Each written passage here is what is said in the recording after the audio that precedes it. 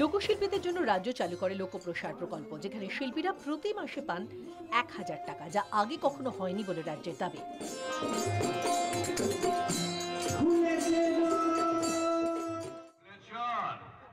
30 বছর আগে নন্দদার পায়ের জুতোটার দাম ছিল 200 টাকা। হারিয়ে যেতে বসা যাত্রা এবং থিয়েটার দলগুলিকে আর্থিকভাবে সাহায্য করছে রাজ্য। এইরকম 300 থিয়েটার দলকে মাসিক 50,000 টাকা অনুদান দেওয়া হয় বলে রাজ্যের দাবি।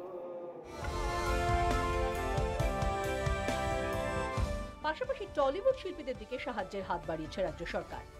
রাজ্যের তথ্য অনুযায়ী 39 লক্ষ টাকা খরচ করে নতুন রূপে সাজানো হয়েছে টেকনিশিয়ান স্টুডিওকে। শিল্পীদের সম্মান বজায় রাখতে রাজ্যের পক্ষ থেকে ঘোষণা করা হয় বিভিন্ন পুরস্কার।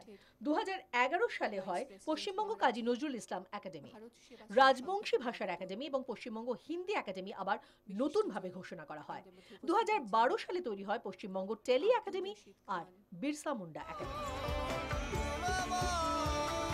এছাড়াও নতুনভাবে উন্নতি করা হয় নন্দন 1 এবং নন্দন 2।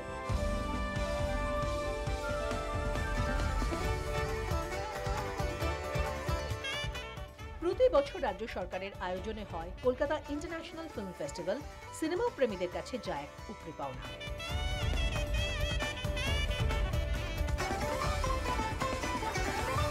রাজ্যের এই উদ্যোগে স্বভাবতই খুশি সংস্কৃতি জগৎ। সরকারের এই প্রয়াসে পুনরুজ্জীবন পাবে হারিয়ে যেতে বসা শিল্পীরা, এমনই দাবি শিল্পীদের। ব্যুরো রিপোর্ট, 24 ঘন্টা।